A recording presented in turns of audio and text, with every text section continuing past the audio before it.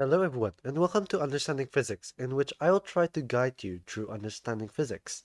So today on General Physics 1, we want to talk about rotational vectors as well as angular momentums. But to do so, we want to start by discussing the angular vector, no sorry, the angular velocity as well as the acceleration vectors.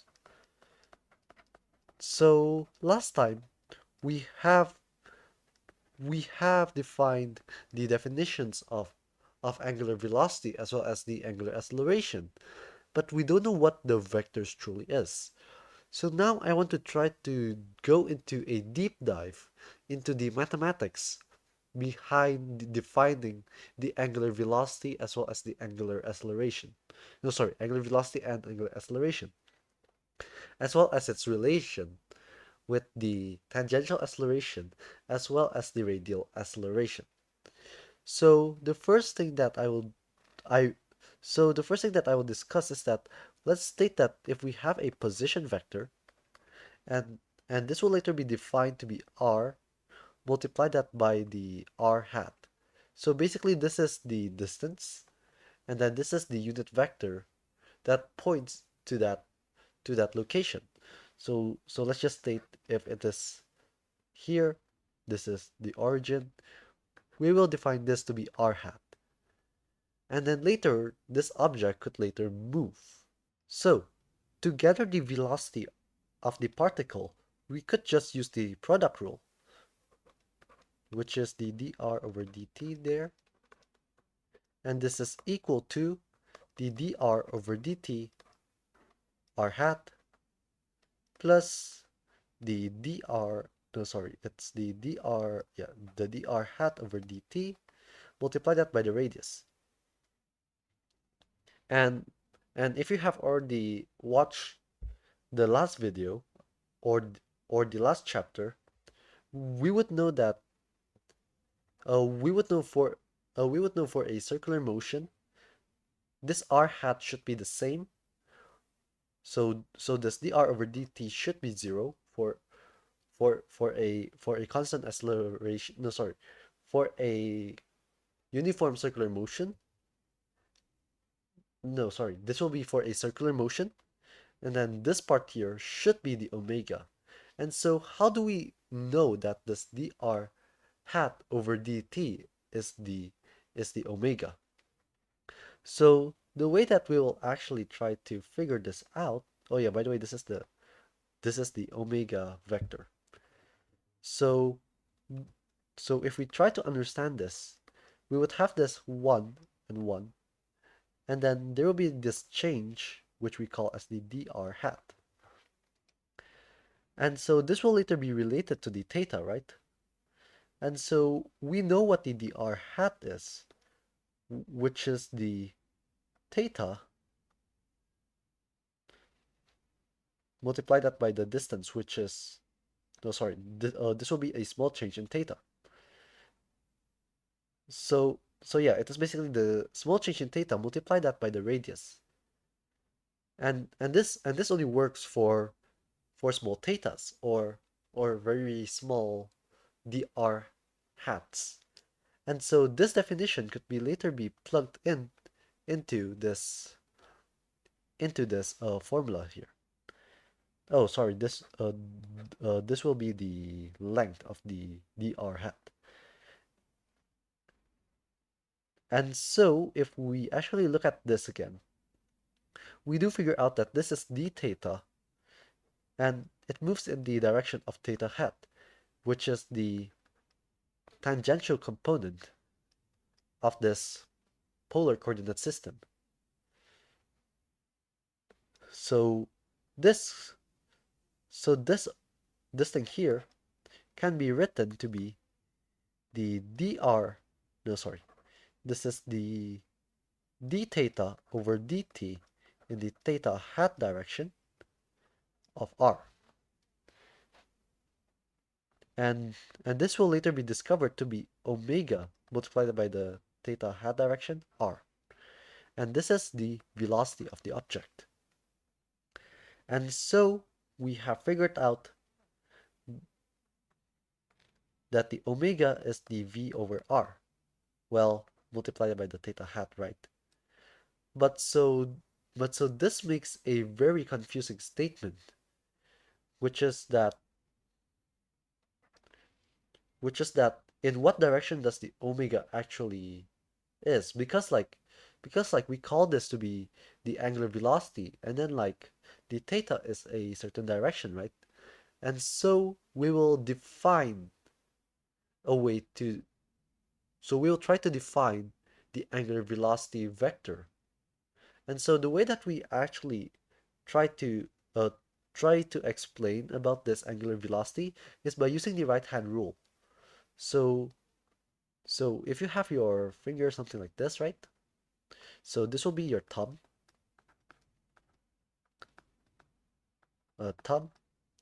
and then this will be your forefingers. So the best way for me to draw this again is something like this.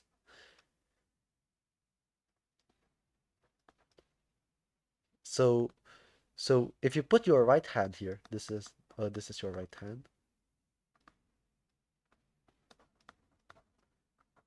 and then you make a curling move. Uh, this uh this direction will be defined to be the angular velocity's direction. This is what I will call as the omega hat. And so and so and so this vector will later correspond to a spin in this direction. So basically if this vector goes up here, that means that your angular velocity is going in this direction. But but if your right hand goes something like this, it is going down. This will mean that it will go in the opposite direction, which is in this direction. So so using this definitions, we could define the angular velocities for a three-dimensional spinning object. So so let's say for example if I have a basketball and then it is spinning in this direction like like this here. Okay. So if you look at from this direction, this will be something like going in this direction. So so the way for you to define what is the angular velocity will be in this direction. Because if you actually put your thumb, no, sorry, if you put your forefingers in the direction of the curl, you would have your finger going upwards or going in this direction. And so that's the way for us to define what the angular velocity is. And this is also true for defining the angular acceleration. So so so this is for a uniform circular motion. This is for uniform circular motion. But in general, this will be the dr over dt, r r hat plus dr hat over dt, multiply that by r. Or basically, if I simplify this, this will be omega r theta hat. So after this, we could we could start asking what is the acceleration here, which is the problem in the last problem. So if we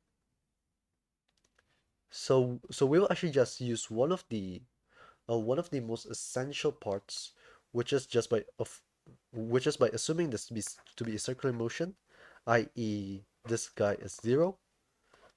So we could later derive this to be d omega over dt multiplied by r theta hat plus the omega times the dr over dt, the theta hat, plus the omega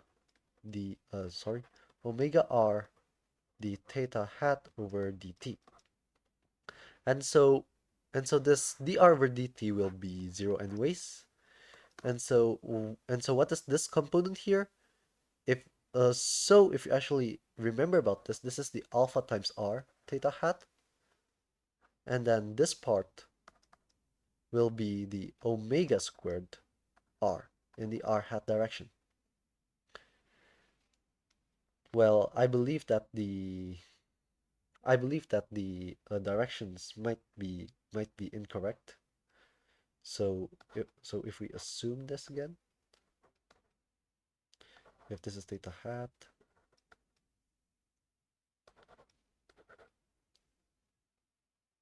oh no, sorry, this should be the negative. So we could see here that there is the radial component as well as the tangential component, which is what we solved from the last video. And so this basically proves that the acceleration for a spinning object in a circular motion, it is normally governed by this tangential component as well as the radial component. And then we could also define the vectors to be the same thing as the velocities. So so this is the way for us to try to define what is this angular velocity vector as well as the angular acceleration vector. So we could now start to talk about the torque now. So last time we give a formula which is F times R sine theta is the torque. Well, now we are going to change this torque into a vector form. So the way that we'll do this is by taking the torque, and this will be equal to the position vector cross product that with the force vector. And so the way that you do cross products is also by doing the right-hand law. So let's just state that if you have your position here, this will be r vector, and so this is the coordinate system anyways, just in case, x, y, z. And then you put a force here, you would define the torque to be in this direction. And so what does this torque vector really mean? So if you put your thumb in this top side, or you would figure out that the angular acceleration will also be in the same direction as the torque. And so this is one of the key things for you to remember in using torque. And so another thing is that is that from the way that I try to define the right-hand law again. So basically, this r vector will be multiplied up by the by the uh, f vector, and the result will be this thumb here. So okay, uh, I don't think that's the correct way to draw a finger. Uh, like that. It's worse, but oh well. So you could see here that this is the middle, this is your index, and this will be your thumb. And so this is basically the r vector, multiply that by the f vector. You would be able to define what is this torque, what is this torque vector. And then I will try to describe a little bit about the mathematics. So basically, the result of a cross product must to be perpendicular to both of the of the uh, I forgot what the name is of the components, I will say. And so the torque is always perpendicular. That means that You cannot create the torque vector by adding up the r and the f's. It has to be in a independent space. So, so there are multiple ways for you to try to compute the cross product of a vector. And so the first thing that people normally do is by doing the right hand law to first define where is the direction of this torque vector, and then after that you could figure out this magnitude of the torque, which will be the magnitude of the r vector cross f vector, and this will be the magnitude of the r vector, multiply that by the magnitude of the f vector, multiply that by the sine theta. And this is basically the same thing as the previous formula that I have given. So, so that's something important for you to actually remember. But there is also another way for you to do cross products. The way that you do this is by first having, let's just state this is R1, R2, R3. Cross that with the vectors F1, F2, F3. Well, technically this should be XYZ, okay? XYZ, X. And so the way that you do this cross product is by doing the determinant of of these of this matrix. Rx, Ry, Rz, Fx, Fy, Fz. So if you know how to do the determinant of this matrix, you are able to do the cross product of two different vectors. And something to always remember is that cross product always results in a vector quantity. So that's something for you to remember. And then from this torque, like last time, this will be I times alpha. So this property will this property will always hold no matter if you are using this uh using the easy formula or the or the or the vector computations.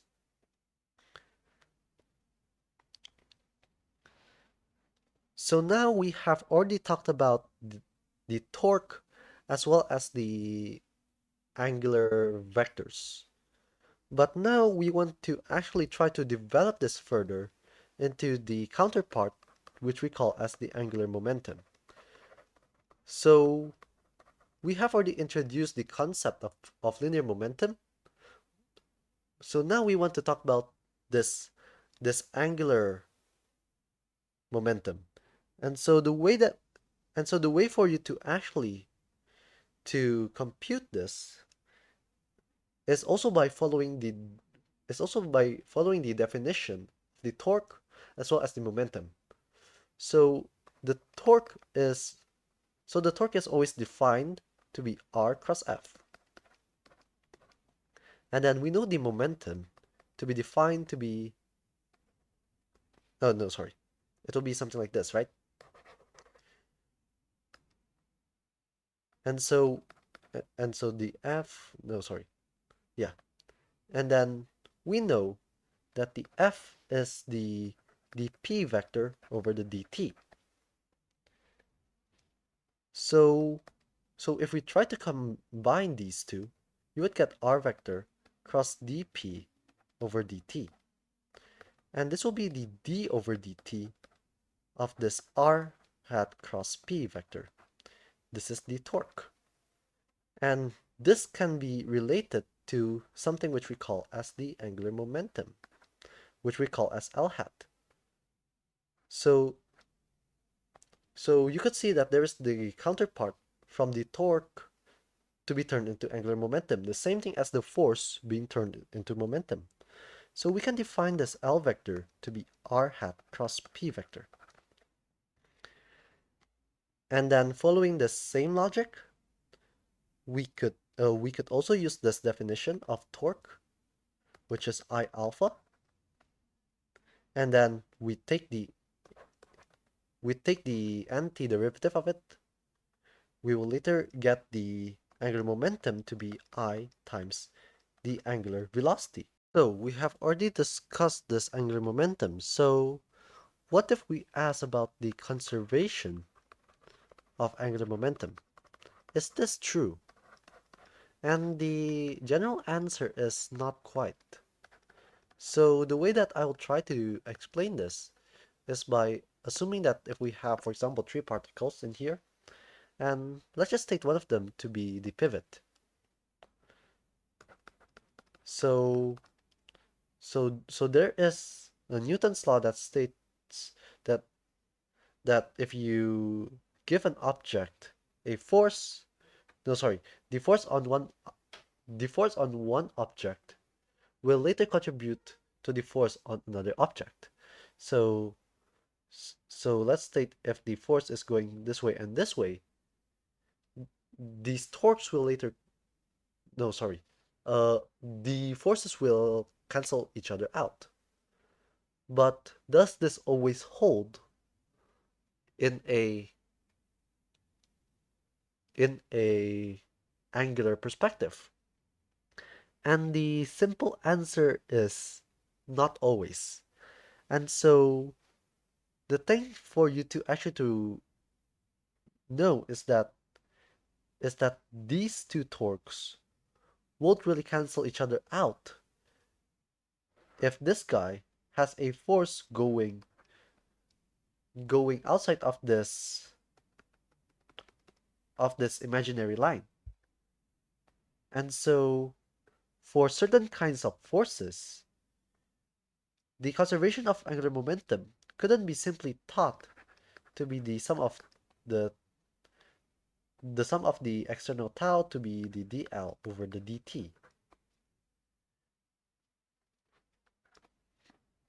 of the external. This is not always true. But for certain conditions, such as gravity or even the electrostatic force, the forces will always cancel each other out because they are in the same direction of this imaginary axis. And so basically, if you actually do the computations, you would figure out that the tau equals to r cos f, and then this r and the f have the same angle. So therefore, this will later be 0. And thus, you'd have the conservation of the angular momentum. And so that's the easy explanation that I could give straight away. And and so if you are dealing with a system which only has, for example, gravity or like electrostatic, you could use the conservation of angular momentum to solve your problems. And so one of the examples that I will try to simulate here will be will be a skater will be a skater doing a 3/6 no, sorry, doing multiple rotations just by only closing her closing her hands near into her body. And then also another example that I will try to establish is the gyroscope. So the way that we actually try to solve for the skater case is that we will just first define this I omega will be the same, because let's just say that I don't give any torque. I will just give force for this girl to actually to pull in her arms. And so this I here is 1 over 12 the mass of the hands omega squared. No, sorry. Length squared. And so if you try to simplify this will be initial, right? This will be final. So we would later figure out that this final over the initial will be the length of the initial squared over the length of the final squared. And so if we state that this length of the final one is shorter compared to this initial position, the omega will the omega will increase, and so therefore you could see the skater to spin much more faster as their arms are being tucked in. And so here is the simulation for you to actually to imagine about this physical case. So in here you could see that there is this long stick that is spinning with a certain angular velocity, and then its hand is starting to contract in a linear fashion. And so this is a very simplistic model. And so you could see that the spinning is very uncontrolled because because it is something that we don't really see in actual life. So in actual life, our eyes still can see that skater is the skater is spinning fast, but this fast spinning doesn't cause the illusion for this object to spin in the other direction. And so and so this illusion comes from the frame rate in which I take this simulation. So I take the simulation within a 30 frames per second, and then basically I just put it into a 5-second video clip. And so in the end there is like this illusion in which that the skater is spinning in the opposite direction, and then it goes into some form of a oscillation. And so from here you could actually see that the skater is gaining much more kinetic energy compared when its hands are stretched out. And so this could also bring up a question, which is, why is there a increase in the energy even though I didn't apply any additional torque? Well, the answer is to pull up the girl's hand, it requires energy. But in doing so, you also create a higher kinetic energy. And so this balance doesn't really cause the trouble in the conservation of energy. And so that's the explanation of this spinning skater. So I have shown you the skater case, and so now I will try to describe this idea of a gyroscope as well as something which we call as precession. And what is precession? Precession is precession is a phenomena in which the gyroscope changes its angle so that it actually like spins in another axis compared to the original axis that is spun. But first, we need to understand the gyroscope first. So the gyroscope is basically if you have a disc and then you just give it a spin. This will try to maintain its angular momentum as long as it is within a field that there is no external forces. But but if you're doing this on Earth, let's say, sometimes sometimes there is an additional force on this gyroscope, which if you remember, that is gravity acting on the center of mass. So so when you actually try to compute this angular momentum, you couldn't truly establish that it will always conserve its angular momentum. But instead, you need to add in the the little bit of torques that is given from this weight. So if I draw a free body diagram here, this will be the center of mass, and then there will be a weight going downwards. You could see that there should be a small angle there. This will be the r vector, and so there would be a torque going into you if you actually see from this perspective. And so therefore, there will be a additional angular momentum going in this direction. So yeah, this is the original angular momentum, but then there is some angular momentum that is allowing it to spin in a different axis. So let's take, for example, that if it is spinning in this direction, it will later also try to spin this guy here to move in a circle like that. So that's my explanation of precession here. So I hope this video helps you a lot. And so if you like it, please consider subscribing, as well as please comment, because using your comments, I will try to improve on these videos for you guys. So thank you very much, and I will see you on the next chapter.